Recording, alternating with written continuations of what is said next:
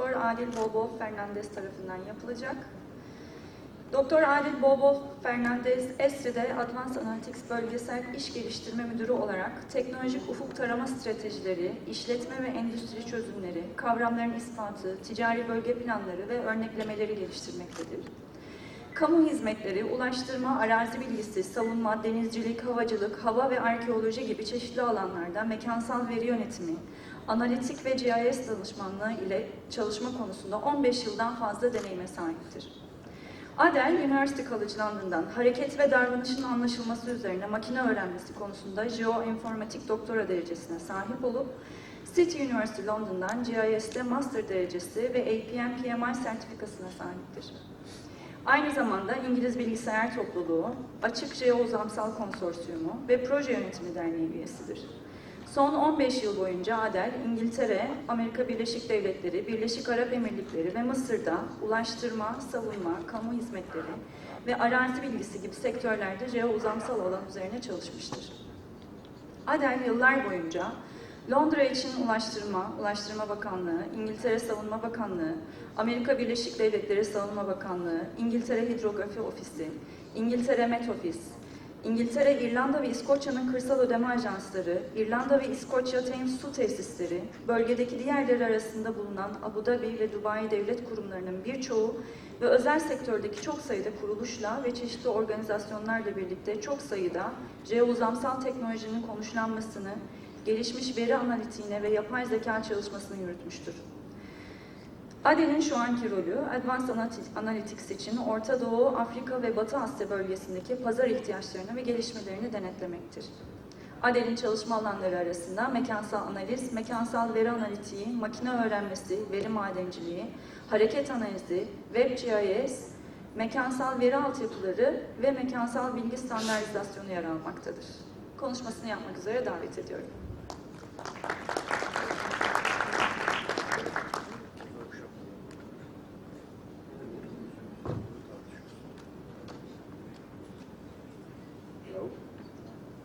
Is my voice heard? Everyone in the room? Okay, so good morning or afternoon. Hopefully this goes quickly and painlessly before lunch. So basically, I just, I know you heard a long essay about me, but I basically work for Esri, a company that provides works on a science.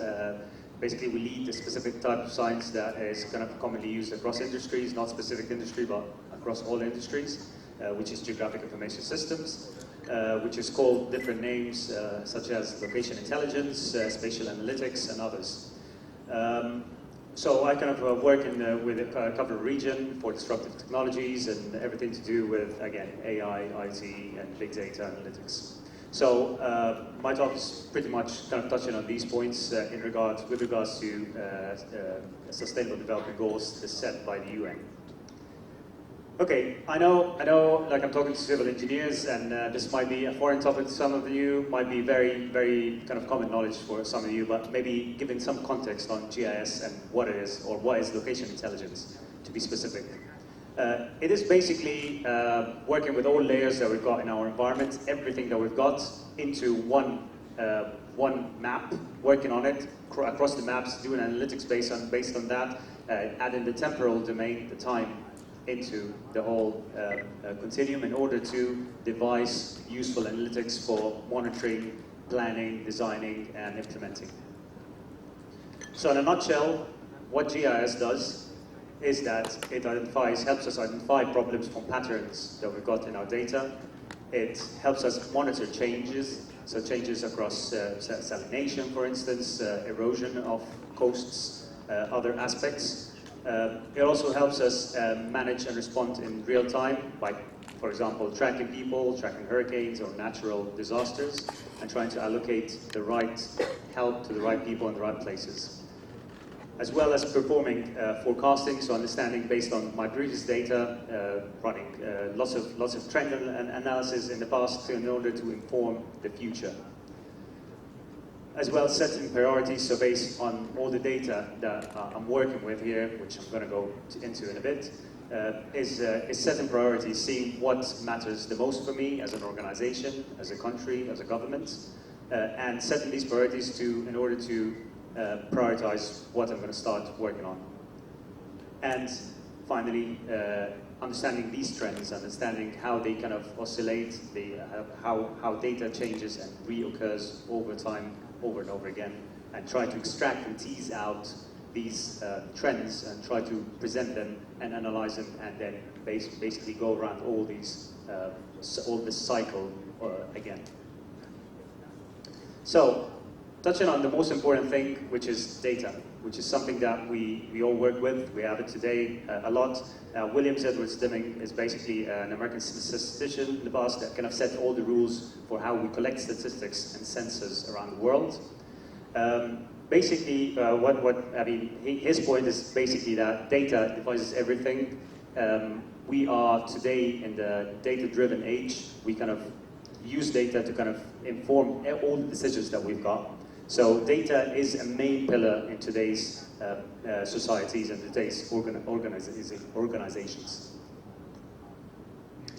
So how GIS works is basically, it kind of helps us build maps as a science. It helps us build maps, maps of soil, maps of buildings and landscapes, maps of man-made structures such as roads, satellite images on top of that, all these kind of different features, plus all the other derived data, so data such as when I track assets, when I track vehicles, when I track people, it helps me kind of put all these on different layers in a map. So basically changes that data into a segregated type of data that enables me to run analytics and tease out all these kind of very interesting patterns.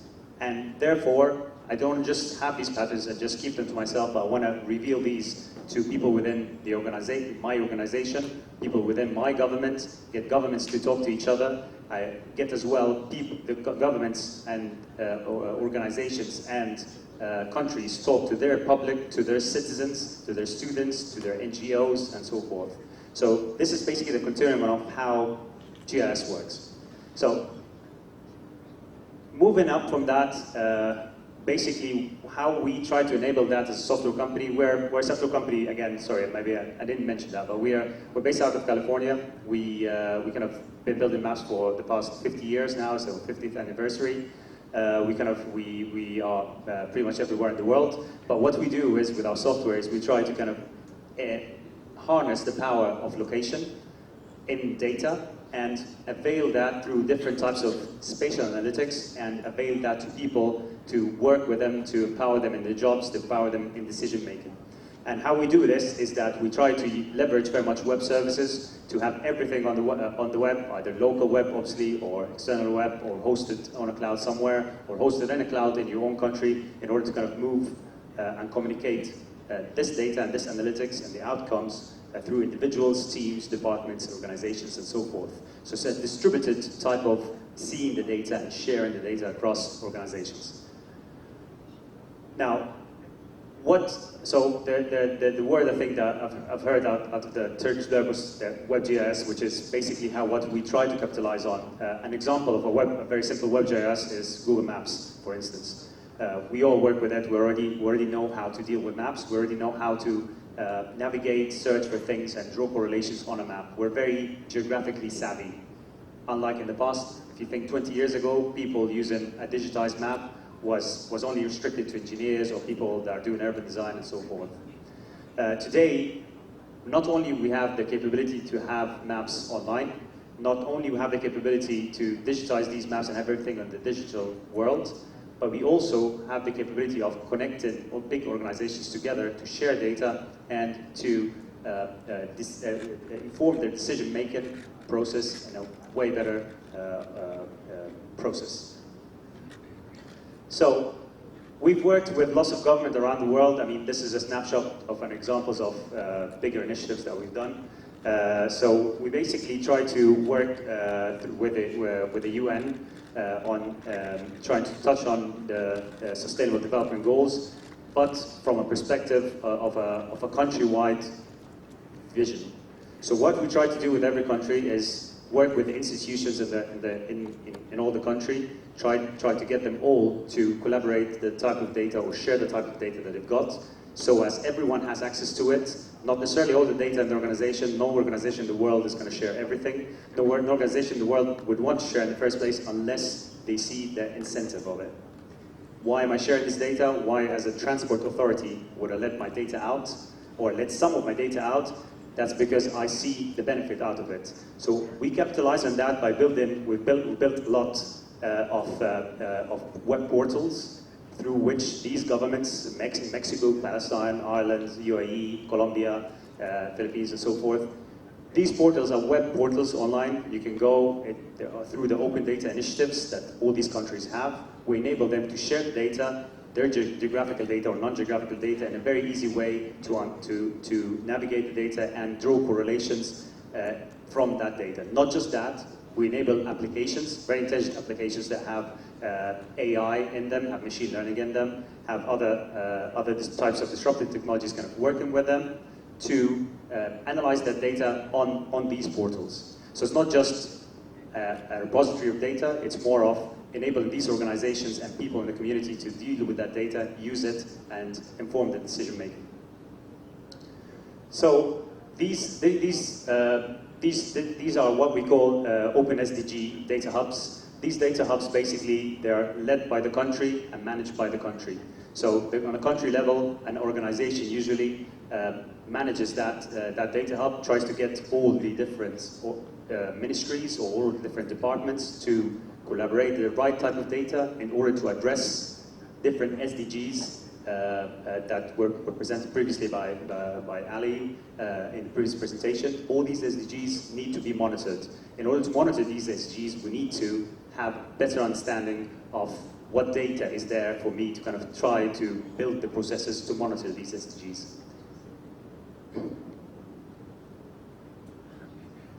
So what we do is, we are a commercial organization. We sell software. We make money out of that everywhere in the world. But when it comes to sustainable development goals, when it comes to working with the UN and the European Commission and the likes of all these organizations and non-profit, what we do is we're not commercial anymore, because most of our work, most of the world benefits from that software. We kind of provide it, and there's lots of help that we kind of give these NGOs and NPOs in the world in order to work with us, use our software, benefit from that, and carry on the message later on. Now, among the initiatives, so that's the initiatives I was just talking about that we've been implementing in lots of countries in the world with the UN. We've kind of simulated that in different initiatives. So that's an example of one of the big initiatives that we're working on big data. So it's a global working group that works on big data under the UN sector. And what we do here is that we try to kind of agree on what are the best practices to use big data in governments in the world in order to run the most effective types of analysis to inform decision makers to take decisions appropriately. So what we do is we've taken that and we start to emulate that in different types of sectors, or different types of groups and working groups or organizations that we work with. And that's been working very successfully. We've been mainly capitalizing not just on big data, but all kind of the IoT spectrum and the Internet of Things spectrum. So sensors that collect data from everywhere, satellite imagery, which is what we work with a lot in our software, and try to kind of bridge that gap for other initiatives that come out. So again, coming back to the same point, we want to federate the systems. So the systems, as an organization, we've worked over the past 50 years to help Department of Transport, for example, in a country, start building its own layers, its own maps, in order to model transport, analyze transport. When the digital age came in and we had sensors on all buses, on all vehicles in certain countries, what happened is we started collecting that location information in live mode and kept on piling it and storing it for years and years. What happened with that data is that the Department of Transport has the data, uses that data to analyze it for its own good, and then that's where everything ends. But what we do afterwards now is we try to get all these different departments, Department of Transport, the police, healthcare authorities, and so on, to start collaborating together through a federated portal of portals. And that's pretty much how we try to kind of limit how data is exposed, but as well expose it in the right way to the right people for the right reasons. So, among the SDGs, obviously, we have these 17 goals. I'm going to touch a little bit on how we kind of work on each one of these goals from a viewpoint of the technology. And maybe this might be a little bit now going into the weeds of examples, specific examples that we kind of worked on. And we'll be happy, obviously, to take questions on them afterwards. So, among all these all these SDGs, what we've done here is that we've identified, obviously, where the UN has identified the targets that allow us to reach these SDGs, but also the indicators that allow us to measure these SDGs. And that's all documented. Gis and the UN has worked on that with all us organizations in order to come up and tease out these indicators. What we've done as well, apart from building the data hubs with organizations and countries to kind of share the data and use the data and better utilize it, we've tried as well to try to think about these indicators, bear them in mind while designing our applications and our data sharing model. So while we're thinking how the Department of Transport is going to share the data with the healthcare authority, what we're going to do here is that we started thinking about each one of these indicators in terms of the design of what data do we want to tackle which one of these indicators. So it gets a bit technical here. So sifting through these. No poverty. We had several working with the Philippines, for example, on understanding where poverty hits, and that's very much real time. And with real time, I say real time, I mean in every quarter, because that's nearly real time, and that gets me an understanding, on where a nation is, how it is progressing, or versus not. So you look at that goal and you think, well, how do I do that? I mean, what data do I need?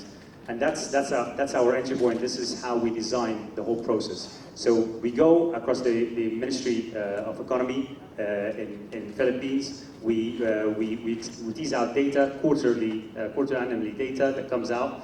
We put these into different communities, different areas. We double that. We kind of couple that with healthcare authority data. We couple that with other types of data that kind of give me an indication specifically on the status of poverty of the nation within different areas of the Philippines. And therefore, the analysis or the whole process is already structured. So you don't need to go back and restructure and think and reinvent the wheel about it. It's a template that's already there that we kind of wrote as we went over the past 10 years to kind of devise that program.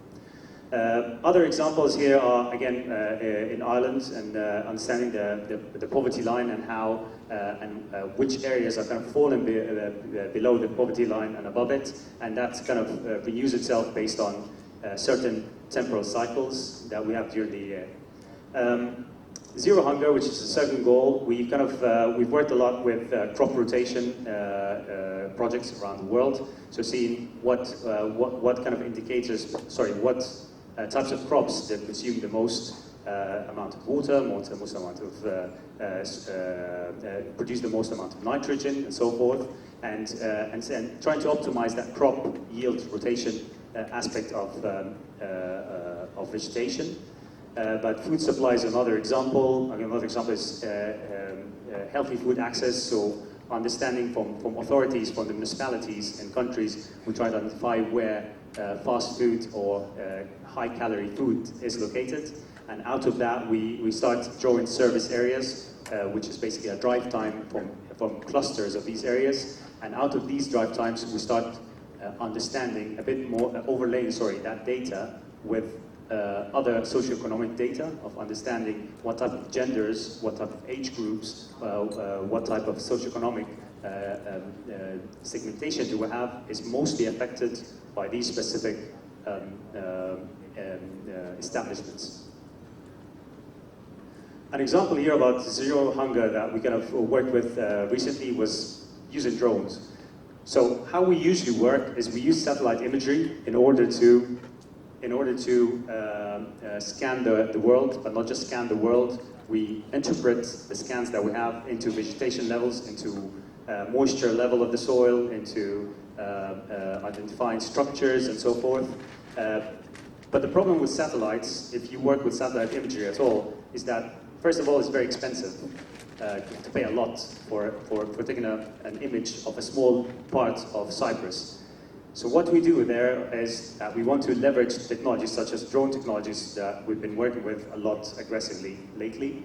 And we've been trying to use that to run across fields to kind of try to collect this data more regularly. So not just cheaply, but regularly as well, which is the second problem that satellite images have. For you to capture an area of Cyprus with satellite image, one of the main problems, apart from the price, is how regular you could get that image. You literally put in your request, it goes in a queue, and you wait until that satellite comes in the orbit on top of your country or the area of interest that you're looking for. It takes the image and then it processes it and it sends it to you. And that's a big cycle. Now with drones, that obviously eliminates all these kind of issues. Now, this specific scenario was in the UAE, working with Abu Dhabi municipality, the Food Control Authority in Abu Dhabi. And the Food Control Authority here, what they do is, just like DEFRA does in Europe, they provide payments or subsidies for farmers. Now, what the farmers do in response is obviously they grow certain crops, they graze animals and so forth. So in order to get payments that they receive or subsidies that they receive from the government. Now here, the Food Control Authority in Abu Dhabi, what they've done is that they send inspectors usually on these farms in order to inspect each farm and ensure that these guys are actually growing what they said they're growing, or they have that number of animals. They didn't just take that plot of land and turn it into a villa with some garden, and they're just claiming money from the government. So in order to eliminate that, they send these inspectors, which is thousands of inspectors, out in the field to manually check each one of these farms. The problem is that it's a huge overhead. I cannot monitor everything every day, send everyone to every farm every day. There are millions and millions of farms. So what happened there is that we thought, hang on a minute, we could use satellite imagery or drone imagery in this case in order to collect that information more regularly, prioritize where we send our inspectors. So what we've done here is that we've basically overlaid, we took the images, mosaic of the images that were taken by drones that we send every day. And on that respect, we kind of overlaid all the buildings, the land parcels that we've got. And now we have that. What we do is we use machine learning in the background in order to identify the types of land use that we've got. So it automatically starts classifying the image into different types of vegetation, different types of water services and boundaries and so forth. And from that, I can break that down. From breaking that down, I could start setting the rules, which is what I've done here. Start set the rules of understanding which farms do comply with the regulations of the country and which don't. So in this case, for example, we're identifying trash here. So here we're using deep learning, if you're familiar with the technology, to identify piles of rubbish in different plots that we've got, identify how much rubbish is there in each plot, because farmers need to comply with regulations in order to really take out that rubbish. Other aspects that we try to identify as well is areas that have grass plots that are more than 25% of the plot. And that is the rules, the business rules that we've got there. And it automatically calculates the algorithm automatically calculates the land plot, automatically calculates the grass area, and identifies all the non-conformant land plots. It also goes through other things such as funding structures, people that build a villa and a swimming pool and they're living their life and getting money from the government. Also identifies things like livestock. So here identifying whether we have sheep, for example, in some certain area, what type of livestock, how many sheep are grazing in that area, and then it identifies areas where you don't have any animals, yet they're claiming subsidies on growing animals. And it goes forth on several other aspects that we've got, and obviously in the end what I want to see as a decision maker is, this is an app literally that one of our guys kind of threw in literally 5 minutes. Maybe all the kind of color schemes and so on took another couple of hours, but putting it together takes 5 minutes. This is the role that I want to say, that it's not rocket science, it's all simple tools that are out there by lots of technology partners, not just ourselves. But in this case here, what we've done is kind of thrown that on a dashboard where every time the drone goes up, takes the images, it starts automatically updating the system in the background, and therefore I could create quick apps like these that kind of, while I zoom, I pan on the map, it automatically would tell me the amount of palm trees that are there, amount of animals that are there, the amount of land parcels that are non-conformant, and so forth. So another SDG is the clean water and sanitation. We work a lot with several aspects such as drainage network modeling, for instance. We work as well with lots of water authorities. Most of water authorities in the world use our software for water modeling and having all the layers of different aspects of their pipelines, the water mains, the sewers, and so forth. What we try to do here is measure consumption and issues with water quality in different parts in a country or a city, and based on that we start monitoring water quality for the government. So the government has a KPI to kind of have good water quality up to that certain percentage in a certain country, and it kind of uses its water authorities in order to assess that. It overlays that with several other applications, several other types of data that come around in order to understand the predicted amount of water consumption that people are predicted to use over the coming short-term periods. Another one is affordable and clean energy. And here, an example is basically renewable energy and connection networks. So understanding basically how we can design our networks properly in order to maximize the amount of renewable energy that we could generate. Another very interesting one is a roof solar potential, which is basically work we've done in several countries now. But I mean, Singapore, Massachusetts, we've done that in Dubai as well, done that as well in Madrid. So it's basically, what we've done here is that we have using the urban planning councils of these countries or these cities, we have access to 3D blocks, buildings within each one of these cities, right? So when this city now decides to be sustainable or generate green power, what it does there is that it wants to identify which buildings shall I choose to put my solar panels on. Or not just which buildings, which part of which buildings should I put these solar panels on. Now with the software, obviously, because it's geospatial, it works with 3D, and it understands the sun rotation during the year, during summer versus winter, and so forth. What it does is that creates a model in the background that kind of tells me, basically classifies here all the buildings, as you can see, with the solar potential, or up there, telling you exactly which part of the structures where I could maximize and put my solar panels and get the most energy generated out of that. An example here, another example I just want to talk about with affordable and clean energy is Uganda. So if you can see the electricity consumption per capita in all the world, so Uganda literally has the minimal amount. Ugandans don't have a lot of electricity generation that they've got. So part of the work that we're trying to do there is generate, the government's trying to generate or distribute or replan how they lay their power lines in order to go and eliminate most of the country. So here the goal was developing a GIS-based solution to decide whether from the main pipeline, from the main duct, from the main cables, do we feed all the villages, or do we have mini solar grids where they generate their own electricity and redistribute within their area? What is more cost effective for a country like Uganda that wants to spend the minimum amount on that? And then what we've done is, obviously we want to know first of all where the people are. So the census data, it's not very accurate there in Uganda. What we did is we went into Facebook population data that is exposed by Facebook for us in a consortium in order to alleviate that data, to try to understand where are people within the country, start drawing a heat map based on that and understanding the clusters, which areas where we have a lot of people. But then, based on that, we kind of overlay as well all the duct lines, all the electricity lines in the country, and we kind of create buffers around them, so drive time areas, so areas where we will lay cables within a certain area.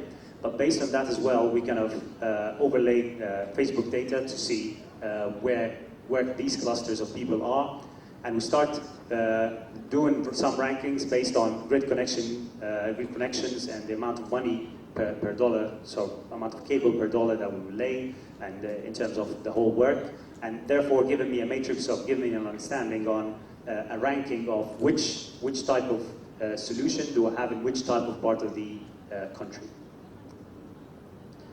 Now, moving on to sustainable cities and communities. So we work a lot with urban planning authorities around the world, with lots of cities, in terms of creating things like zoning areas based on specific data-driven analysis, understanding noise pollution, taking all the data and trying to model it based on the noise amounts and pollution generically as well, speaking. And there's an example specifically I want to talk about with Urban Planning Council. Now this is one of our software products, it's called RGS Urban. But basically we've worked recently over the past year and a half with Abu Dhabi Urban Planning Council in order to identify things such as, out of the old 3D map they've got, the walk times to bus stops for each specific building. So for every building I can see here, the darker it is, the color is, the closer I am to a bus stop. And other things such as investment corridors, areas based on my civil engineering codes.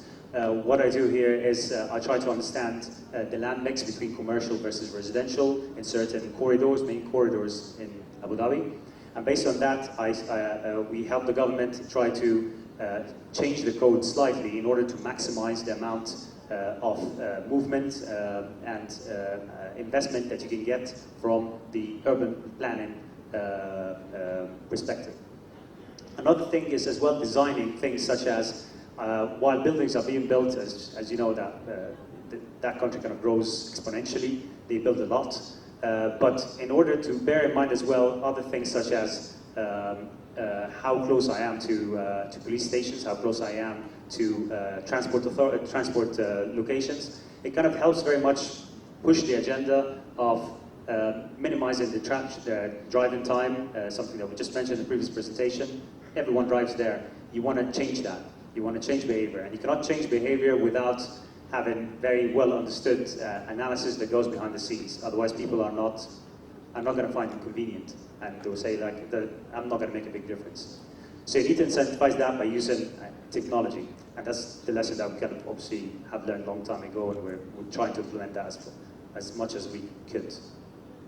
So the 12th goal, the responsible consumption and production, SDG, we kind of worked a lot on things such as traffic management, again, as I mentioned, transport authorities, as I went to that example, but as well other postal delivery authorities, or UPS, for example, and DHL and other companies. They used our software to route shipments from one location to the other.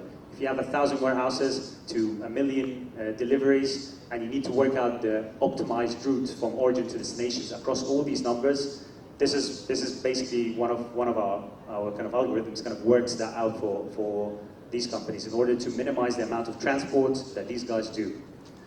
And an example here of understanding getting traffic, we worked a lot with telco data providers. So we work with Orange, we work with Etisalat in the Middle East, we work with Verizon in the US, we work with lots of telco operators in order to take their data, do something meaningful with it. What we do here, what we did here with with one of our partners, which is Teralytics, is basically take that data and start running transport studies based on that. So we start understanding migration patterns between two different cities, in this example in Germany, and we're trying to understand as well things such as what type of mode do people travel from one location to the other. Obviously that information, the telco operators don't have that type of information. So we use machine learning in order to classify what type of transport mode do these people take, based on very simple rules. Whether people fly from one city to the other, whether they drive every day from that city to the other, and so forth. And it kind of helps me very much understanding my carbon footprint, and therefore, when I redesign, when I plan as an authority, when I plan my changes in the city, I bear these metrics in mind. Climate change is obviously the hot topic that Trump doesn't want to admit, but we basically have been working in that respect for years and years in several types of scenarios, and we work very close. We've been for years and years working very close with NOAA, for instance, with understanding changes in Antarctica, monitoring these changes, understanding other aspects such as landslides and whatnot, earthquakes and how they affect areas around a certain country. Sea level rise, we've monitored that on a program with the UN for the past 20 odd years. There's lots of action we're working on here with climate change. Taken out of that the SDG number 14, which is life below water, we do a lot of stuff underwater, and I mean, if those of you are familiar with bathymetry and projects that are done in the water areas or sea areas, we kind of work a lot on modeling the ocean, which is most of our planet. We try to model it, try to understand temperatures and changes in temperatures in them, try to understand the life below these areas in the oceans in different parts, identifying and understanding biodiversity in these areas, such as in the Philippines, for instance. But here I would like to talk about a specific example where we used machine learning to try to classify areas or derive information from areas that we haven't explored or don't have access to. So here basically we're talking specifically about seagrass, and we want to know where seagrass grows. Seagrass is very important and fundamental for living creatures under the water. Now, what seagrass is like, it's like growing out crops for humans. Seagrass is for fish and underwater life. So seagrass has been decreasing sporadically in different areas based on lots of elements that we've got to do with climate change, to do with other aspects. But what we're trying to do here is identify where is seagrass all over the world, and try to identify as well how do we, therefore try to identify how to mitigate the areas where there is decrease in seagrass. Now here what we've done is that we've identified in pixels, we've identified areas where we've got information about seagrass, and that's around the UK here, and areas in the US and so forth, and we've taken that information, correlated it with other variables such as temperature, salinity, phosphate, silicate, nitrate, and so forth. What we've done with that is we put that into a machine learning model that basically classifies, takes, using data coming, from the World Meteorological Organization. We've taken that data, all the records around the world for these specific elements, and with these elements or variables or parameters, we've taken them and we've kind of classified the whole world and identified on a whole where exactly does seagrass in the rest of the world grow. So life on land is another one, and life on land we kind of work a lot with wildlife imagery, understanding where habitat grows. We work with the Peace Parks Foundation in Africa, for instance, which is an organization that covers around 9 countries in Africa, in sub-Saharan Africa. And what it does is that its sole mission is to conserve forests in Africa. So what happened with them is that basically they very much started using GIS to understand where these forests are in the first place. And they started to understand where previous structures are, concrete structures are around the country, around the countries that they're working within. And from that, they started correlating that with the growth, the urban growth within these countries over the past 20 years from previous satellite imagery that we had. And what they've done then is identified areas where they realize there might be huge expansions in the urban context. And from there, they advised these governments to start putting specific restrictions in the building codes and in their greenbelt areas for these specific countries. And it's also kind of, they worked a lot very much with us on identifying the corridors where animals go into green areas and go out again. So monitoring and tracking these animals with GPS trackers on the back that stay with them for around 2 years. And they collect that information, streams that information back to us, and we kind of visualize how the habitat is affected by all the changes that we're doing. Another example here on, again, life on land is, again, using drones for palms. So, sorry. So we've got one of our algorithms, using deep learning, identifies palms, as you can see up there. So it picks palms up. So we don't, in lots of areas, we don't have maps of where specific palms are, and we start using satellite imagery and using machine learning in order to extract all that information. We lay that on a layer, and for certain areas, what we have is we get authorities that are monitoring these palms to go around with a drone, so fly a drone on a periodic basis to take photos of specific palms, specific maybe identified palms that we are suspecting that might have any issues.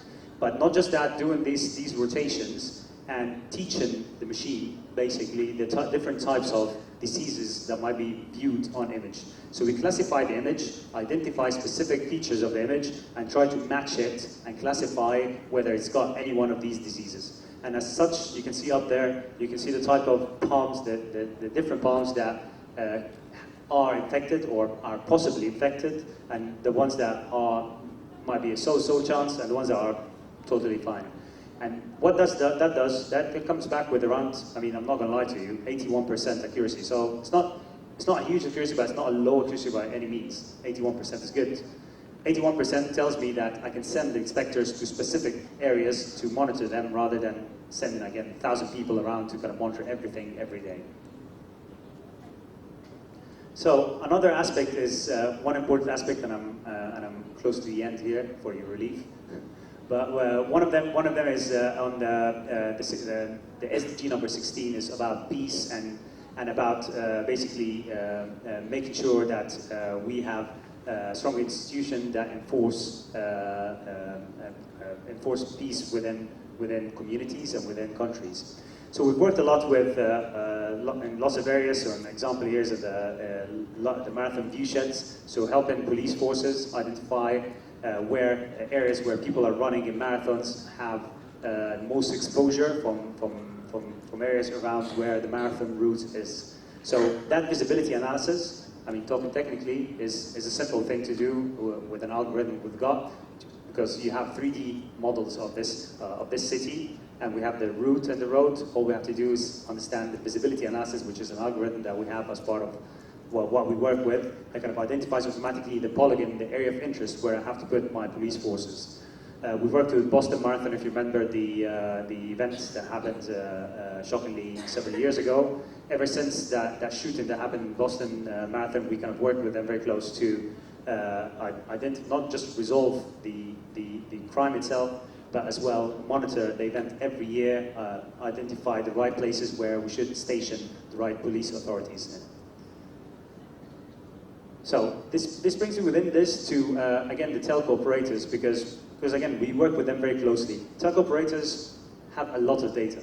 And in this case, they don't just collect your demographics whenever you buy a line, and they take your gender, your ID maybe number if they do, or whatever data they've got of you. They also have lots of analytics that they have on your business data, so things like how much you spend every month, kind of classifies you a bit in this socio-demographic aspect. But not just that, they also have signal and network data, so they can identify, obviously, where you are. On an aggregate level, they usually obviously cannot keep on looking at each individual person because that's of no interest, but what is of interest is, on the aggregate level, understanding the migration patterns within a city, understanding where people are, what type of people are in which areas, and try to build lots of applications based on that. So, here we worked a lot. We've applied that in several other domains. So we call the main. So we have two modes. One of the modes of a series of applications is called City in Motion. City in Motion is basically identifying in real time where different populations are on a density grid level. And that basically helps me with things like, again, epidemics, help stopping epidemics from spreading across cities, things like tourist information and areas where we have prone populations to anything, identifying things like crisis management measures beforehand, and find healthcare authorities with where these populations migrate to, and if they've got a flu, an influenza, how would that spread across the city. But an example of that here, if you just to show what I mean, basically we get the data here, and you can see we kind of spread nationality, gender, whether they're roaming or not, and a classification of whether they are at home, or they're to their work, or they're just in an area where they're just passing by. And that's all based on machine learning, that last bit. So here, that's real time. So that's kind of a dashboard showing real time for authorities, whatever transport authority is looking at it, or other authorities that are served that service. But what they do here is that they understand basically that we've got certain types of nationalities, certain types of genders or people that are in certain areas, where it kind of gives me, in any command and control center, gives me an understanding on what actions I could take in specific areas very fast in order to mitigate any risk that pops up. And here, this is for Dubai, but this is in the area around Burj Khalifa, if you've heard of it, tallest structure in the world. But then around it, understanding here whether what type of nationalities are there, or whether the residents are not, what type of, can you extract all types of information in real time. Basically, it's a command and control tool to help me understand the pulse of the city in real time. But then as well, that's in real time. So what we've done as well on the other side, apart from the streaming, is the big data side of things. So what we did as well is other applications that kind of look very much at understanding the spread of people over the past year within a city. And this case here, like this specific case, we kind of went into 32 machine clusters on the cloud, 32 machines in order to ingest 1 year worth of data. That's a huge amount of data. And so using parallel computing here as what we've done, we've kind of started classifying run these analytics, or having these dashboards in order to enable authorities to go through each one of these analytics and understand the trends over AM versus PM versus evening, for example, going into different months of the year and seeing which month do have different types of nationalities in which kind of areas, and which type of genders kind of migrate or tend to move in which areas. And there's other things such as the data packet information. So what they do is another thing as well, is that they don't obviously see what you do online, but what they do as well is that they understand that we've got 20% of the population in this area, generally start the Google stuff, 5% go on Facebook, and so forth. There's a lot of, obviously, it's a big gray area because of all the GDPR kind of rules. But the thing is, as long as this is kind of regulated, which is what we ensure that happens, this is regulated for using all the laws and restrictions that we've got. You can get an understanding for things like healthcare authorities. Here, understanding where specific flu outbreak has spun out from 3 different hospitals, and from this area, identifying the areas, the different areas, and prioritize that based on how on the gravity or how dangerous that is in certain areas. So I immediately understand if I have a flu outbreak of a specific type, within these 3 hospitals, I immediately understand the number of kids that are prone to that disease. I immediately understand the number of women, men, age groups, and so forth that are affected by that, and I can deploy the right medication or the right vaccines to the right hospitals in time. So we've spoken about big data and AI, but we kind of try to regulate that very much because lots of this is scary, as I mean, Ali again was saying in the past talk, that this is all very kind of, well, it's creepy. Like people are seeing what I'm doing, people are kind of using machine learning to find things about me in general. So what we try to do is we work very much with the UN and others and the UNESCO to kind of try to regulate how applications in AI and big data are used. And we have several working groups that kind of try to think about the philosophical part of things. What do we want AI to do? And what do we not want AI to do? And that's the bigger question. What do we want? How do we not want to be replaced eventually? And this might sound like something from the future or from movies in Hollywood, but it is real. It is things we are now putting these automatic systems into a process. And I've spoken about lots of intelligent processes, and they're all there. But I mean, you know, am I that dumb to let these processes just, you know, I click here and it kind of tells me, well, you need to deploy police forces in these areas, or you need to deploy vaccines in these areas? No, we need to regulate that a little bit more. And no, I mean, only for the past couple of years, we started realizing that danger. We realized it years and years ago, but we've never taken any action. But now we have working groups that kind of sit together and start drafting strategies in order to regulate the use of AI and big data in our communities today. And what I wanted to say in the end, I mean, from my small viewpoint, you know, from my narrow kind of area in my corner in the world, I kind of work with organizations in order to try to work from a spatial domain. Everything happens somewhere, and therefore this is where I want to start. I want to start from location and build up everything based on that in order to ensure that we stay sustainable as communities and countries in the world. That's all I think. Thank you. Do you have time for questions?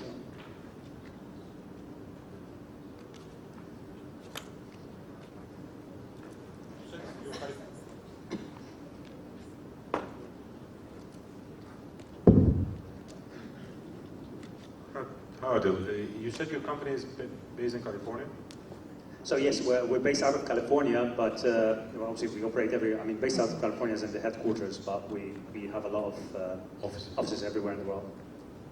And then on this machine learning and AI, I mean, you're using, not just in California probably, you have people in other offices that work on analyzing big data. Yes. Anything in Cyprus or Georgia? Cyprus, yes, we got, so recently work that I wasn't personally involved in, but just the past 2 weeks or 3 weeks actually, we've been working with I can't remember which municipality specifically to build again GIS base map for all utilities, for all structures across the city.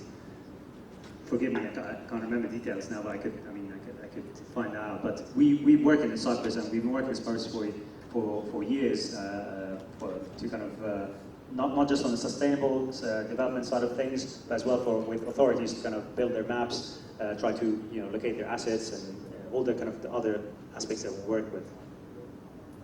How about Georgia? Do you have anything in Republic of Georgia and Georgia? Caucasus? Yes, in Georgia. So in Georgia we've got as far as I understand as well, because it's not part of my batch, but so we work with the water utilities organization in Georgia, one of them, that underlaying pipelines and understanding, consumption and all kind of aspects of water modeling in that respect. I don't think we do anything with the Transport Authority. The thing is, our software is very much like Microsoft, for example. It's like Microsoft Office, where it's an Excel sheet. You always need a map to put your assets. And that's why lots of organizations use us. Not necessarily lots of organizations capitalize on everything that we have, but they at least have their assets in our software somewhere, in some department, the GIS department or IT department in the organization. That could be very small, and just contained the IT department could be very much like, you use apps for this, you use other apps to connect different organizations together. And so it's really the use very much depends on the education, on the technology, which is a challenge that we always had, and we kind of beyond that now we're picking up very much for the past 20 years or so because of everyone knows how to work with technology nowadays. No matter how old you are, what gender you are, what nationality you are, you have a phone, you work with it. But the ones you mentioned about water utility, that's how Georgia Water and Power. That's just strictly commercial. It doesn't have to do with sustainability. Just providing them with maps for their water pipelines and things like that. Yeah. So what we do is initially we have base maps, we have satellite images in the background that people see and visualize the data on top of it. Other types of OpenStreetMap data, for example, lots of types of space maps, and specific curated base maps as well for specific organizations, with pipelines, for example, and other things. But this is just space. How people use the software is obviously put their data on top of it, and that's the case. You don't give them their utilities. They put their utilities in and they work with it. I provide Excel sheets and they put the data in Excel sheets. Thank you. Any other questions?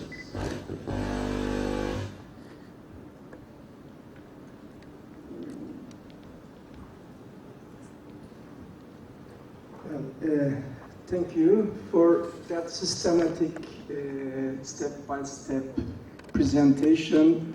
You focused your attention to each target of sustainable development from that point of view. Well, data is extremely important in such a big system, you see.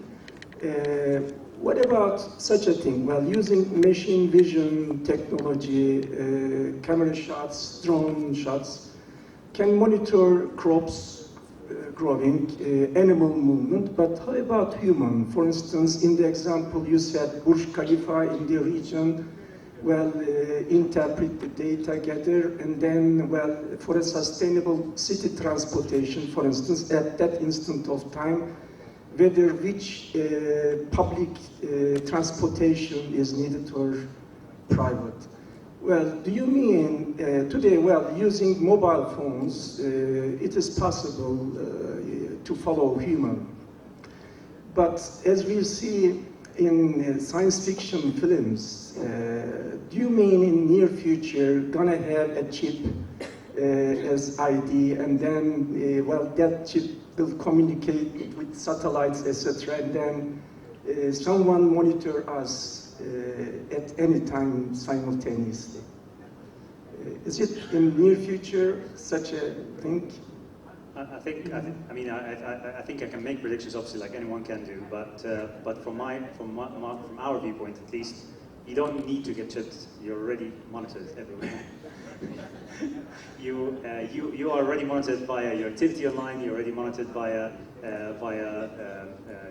your phone, because you are on your phone constantly. Either your what we call data packet inspection, so what type of activity you have on your phone, or your location, the signaling data that you've got, or other aspects such as the phone calls you do and who you call to, which are kind of is a big kind of origin destination matrix that kind of gives a lot of insight. But it's not just that as well. It's as well gone beyond that. So you don't need to have trackers in you. Today we have on roads and lots of places in the world, we have lots of cameras, CCTV cameras that keep on monitoring vehicles, and they provide a number plate, for example, for toll gates and others.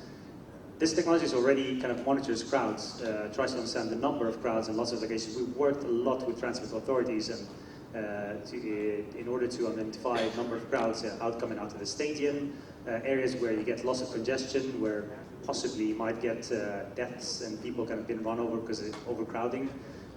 We've done that as well in the project that we've just been working on in the previous season, so 3 months ago in the Hajj in Saudi Arabia. We basically monitored, we had cameras everywhere, monitored crowds, They have 3 million people that 3 million people that come into the event every year within 10 days. 3 million is a huge number. The challenge for us, for the past 5 years, we've been talking with the Ministry of Hajj to try to use our technology to kind of monitor that, try to eliminate that, redirect people on the right corridors. What we've done there is initially we started with a POC last year, or proof of concept, in order to have a selected number of people put a wristband around their hand and walk around and start monitoring that. This year we didn't do that. This year we had cameras and we identified a number of heads in each time snap, and we started in each time frame, and we started calculating in real time the number of peoples and movements that were happening around the Hajj areas.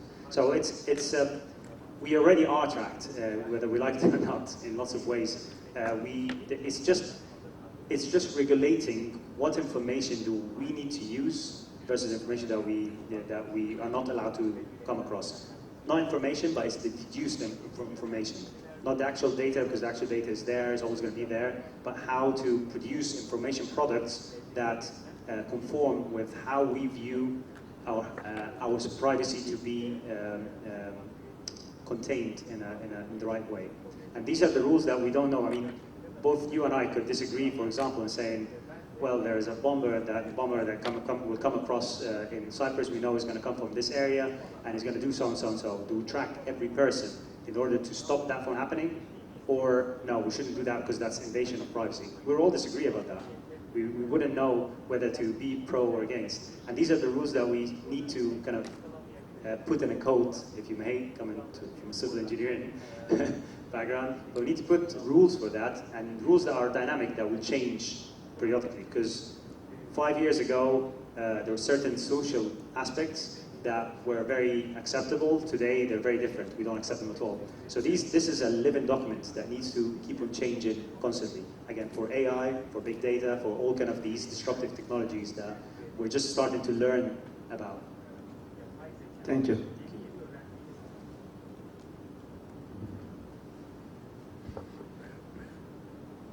Thank you so much for a beautiful presentation. I have a question about the goal number 7 and clean energy. I'm interested in machine learning techniques on the reliability of wind turbine. Is there any project or anything you're working on the reliability of wind turbine, especially for the maintenance or maybe monitoring any part of wind turbine or any solar? Sorry, meters. About the reliability of wind turbine, like monitoring using machine learning or deep learning techniques. Is there anything you're working on, especially the monitoring of wind turbine or any other thing? For Okay, monitoring of what? Sorry. For wind turbine. Oh, wind turbines. Okay. So what we do in this area, we kind of think we focus very much on things like wind farms, for example, and where to put wind farms. Now, to get the maximum amount of wind in certain areas, it all depends on several aspects. First of all, the weather conditions, with the wind blowing in certain directions with certain speeds. Another thing is the topography of the earth, mountains, valleys, and so forth. And another thing as well is that optimizing and finding the closest areas where we can build these wind farms, where we don't have to have long cables running from in the middle of the ocean down to a certain city. So finding the closest areas where we can build them effectively in a very cheap cost. So we do, I guess this is a whole thing that we've been doing for, I mean, more than going into 30 years now, since we started working with green energy. And it's one of actually, I mean, if you go on, it's one of the things that is mainly shown on the website, on our website, because we've done it a lot and kind of learned a lot from it. We've done it in the US, obviously, as you can imagine, a lot. We've done it obviously in South Europe, in Spain and Portugal, extensively. You can see a lot of, if you go around, drive down the south, huge wind turbine farms. Yeah, well, I mean, it depends on, it's all about the data, and the data is out there, it's available. It's not even owned by anyone, it's data that is exposed for the public that you can use and analyze. Hope that answers your question, sorry. Thank you very much, Adel. Actually, I'm a bit more scared now with all this. presentation and everything. We always sit and talk about, like, we talk about something and then suddenly this advertisement comes up in your phone and everyone has this happening. And that I saw that you can spot a cow from your drone and you can count how many. Probably you can spot me anywhere as well as a big guy. So, I mean, this rules-wise, is it set or it's not set yet? So, no, so these rules are not set yet, and that's why it's become Because scary we've now. seen what happened with Cambridge Analytica and all Yeah. Brexit and Trump issue now, Yeah. which turns against us. So, I don't know, I mean, can you make that bit more clear? Maybe? Yeah, this is, as I said, like it's only literally in its childhood. I mean, it's still like a year or two old. Coming together actually, and from different governments in the world, including the different organizations such as UNESCO and others, kind of sit together on the table and start forming these groups. We have meetings quarter annually, so once every quarter of the year, to sit together and start reassessing everything in different countries. We had our previous meeting for AI, for example, was in New York 3 weeks ago. We had one in Dubai as well. I mean, it kind of it's an ongoing organization that kind of, not organization, working group that kind of sits together and starts to draft that. And we don't just look at basically the governments, or we look at government entities. We look at technology providers. We look as well at the public, and we look at other organizations that are non-technology relevant. We put all these together. They start sitting together in tables. We had all big technology companies obviously sit as well to give their feedback and see where we're going. We have different threads for it. A thread on cybersecurity, another thread on location, another thread on other aspects to do again with contextualization, understand the context of people and so on. So there's a lot of threads. It's kind of spanning, but it's still. And there are already reports from each one of these meetings that come out, and we kind of keep on enhancing it as we go. So we are starting finally to kind of get there, start taking that initiative compared to how we were before. Thanks, Adel. That was very inspiring.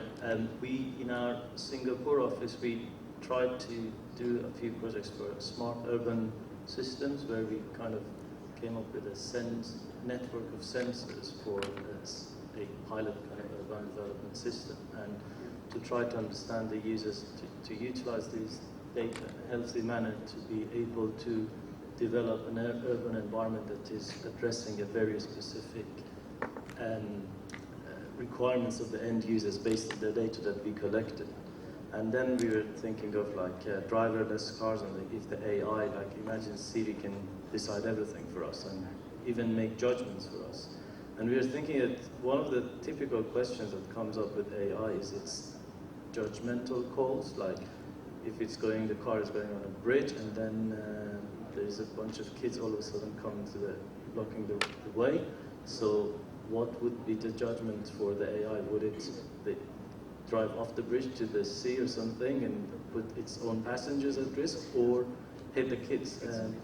Where are we with that, with this judgment call? Well, that's, I mean, you're specifically quoting a paradox in psychology. So it's, but what we do with these, I mean, that's the thing. This is a culture that changes in our society.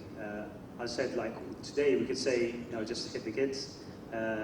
Tomorrow we'd say, like, well, no, I mean, kids are the most precious things in the world, and, we'd rather kill 10 adults and to save 5 kids, for instance. I mean, I'm not putting a specific judgment call on that, but this is something, I mean, that changes as we evolve, especially today, because we're so well connected, we influence each other much faster than before. I was talking about the Arab Spring, for example. Revolutions happened very fast for one reason. It's because we were very connected. We started knowing exact information of what exactly is happening on the ground in a neighboring country, and therefore thinking, we give them an idea in overnight to a whole population to rise up and think like, we need to be the same, or we need to not do that, for instance. And it's the influence of the connectivity that we've got. What I was saying in the beginning about connecting all the organizations, everything for decision makers, this is a very good picture, but the bad side of it is obviously that we're all connected in the end. We all kind of have we're more exposed to information. And then that's another paradox of philosophical paradox of whether do I want to be super happy and live in the middle of nowhere on my own, but be happy and not knowing the problems of the world, or live in an environment where I'm stimulated and my mind is totally stimulated and have access to all the information in the world, but I'm not as happy, but I'm doing what might make me happy eventually, kind of thing. So it's, you know, it's still a paradox that we obviously probably would never resolve, but we can take a stand at least on it and put that now as timestamp today. This is what we think is right.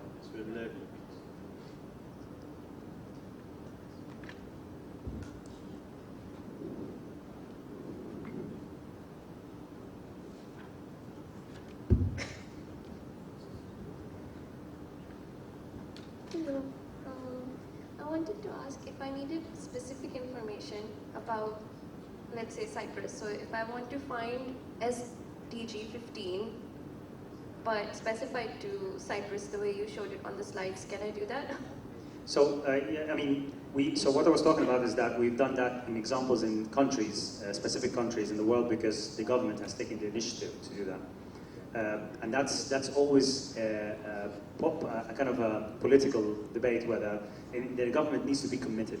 If you go into a company and say, well, I want to reform the whole company, but you're thinking in your small desk, but not going to a decision maker, nothing gets done. And that's the whole aspect of why we're here today in the room. It's because we want to influence policymakers to lay the strategy for the country to kind of take up these initiatives. These are examples everywhere in the world, in several places in the world, not everywhere, but lots of other places in the world. Lots of them are similar to Cyprus, and lots of them, we have lots of borrowed lessons that we could take and implement in Cyprus. The thing is, this can never happen because you and I want it to happen. It only can happen because the government says, let's do that. And with a consensus of people or not, with there are lots of intricate bits that come into the equation. But it's exactly that this decision-making is a leadership aspect that we need to go with. But again, with Cyprus, yes, the data is there. It's with organizations. It exists. It's not shared in the right way for a reason, because these initiatives are not. I mean, they are taken in certain places, I suppose, but not from a geospatial perspective, at least from my small corner of the world. Are you aware of which countries need to work on which SDG goals? As a company, we are very aware of certain countries. I would say, I mean, we have a kind of top 25 countries that are sort of are very in tune with technology, not just us, but technologies in general, with lots of other organizations as well. And they are the ones that kind of are very data driven. They decide all the policies, the law-making mechanisms based on data and analyzing that data. And these are the countries that we usually tend to work with initially, and then we try to also work with the other side of the spectrum, which is countries in certain areas. I'm not going to say developing nations, but areas where you don't have data at all being collected, and the mechanisms are not there. And that's when we revert to Facebook data, for example. We revert to other aspects because we need to get this data in order to help us do these things. So it's we have more active work in certain places than others. The middle tier, unfortunately, is the tier that kind of is neither here, neither there. So it doesn't get funds and stuff from the UN a lot to kind of get it going. And then they're not neither kind of on the other side. So yeah, there is challenges in everywhere in the world. Okay, thank you.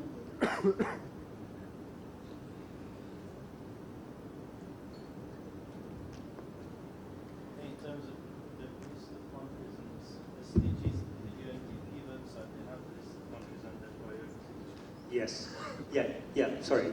Yeah. To answer that question, thank you. Very informatively. Is in the UN you've already got what from a perspective of sustainability, you've got already a list with all the kind of goals, the top areas where these countries are lacking and so on. in terms of technology, I mean, that's my side of the world. Okay, lunchtime or more questions? Just to add also to this, for European countries, European member states, if you visit the Eurostat database, you will find reports, aggregated data, and also on a country, on a member state level, including Cyprus, with all the SDG indicators and the current set of target in terms of how they are performing on a country basis.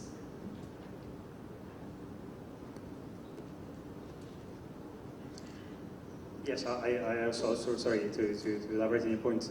There are lots of types of organizations that kind of try to measure different things. So again, Eurostat is one of them, and the UN obviously providing with all the kind of SDG kind of goals and measurements of them.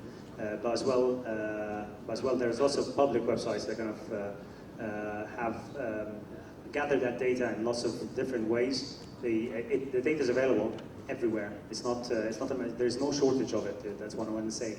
And the matter is just having the right mechanisms in the country to kind of make this the top priority for us in terms of having using our authoritative data rather than again depending sometimes on non-authoritative data.